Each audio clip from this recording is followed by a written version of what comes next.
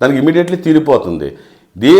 ఏ పని అయితే మనం చేస్తున్నామో దాని కర్మ అంత బలంగా తయారవుతుందో ఆ రూట్ అన్నదే అంత బలంగా తయారైపోతుంది. ఆ దారి అన్నదే అంత బలంగా తయారైపోతుంది. ఈ కోపం అనేది ఏమవుతుంది, ప్రతి ఈ జన్మలో ఈ మనిషి లక్షల సార్లు కోపించుకున్నాడు, కోపం తెచ్చుకున్నాడు అంటే అంత బలంగా అది ఆ కోపం అనే దారి ఏర్పడిపోయింది, సంస్కారం ఏర్పడిపోయింది. ఆ కోపం రాగానే మళ్ళీ ఆ కోపం అనే వాటర్ ఎండిపోతుంది, అంటే కర్మ ఎండిపోతుంది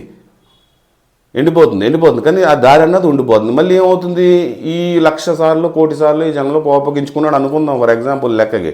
నెక్స్ట్ జన్మ ఎత్తగానే ఏమవుద్ది, అతనికి మళ్ళీ కోపం అన్నది ఈజీగా వచ్చేస్తుంది తనకి. ఎందుకు, ఈ సంస్కారంతో పుట్టాడు. చిన్న సంఘటన జరిగిందంటే జన్నని వచ్చేస్తుంది. ఇంకో వేరే పర్సన్ ఉన్నారు, కోపం అనే సంస్కారం లేదు అతనికి, అంత లేదు. అతను ఏం రియాక్ట్ అవ్వడు, నవ్వుకుంటాడు అని ఉంటాడు, వేరే పర్సన్ అనుకుందాం. కానీ వీడికి ఏమవుద్ది,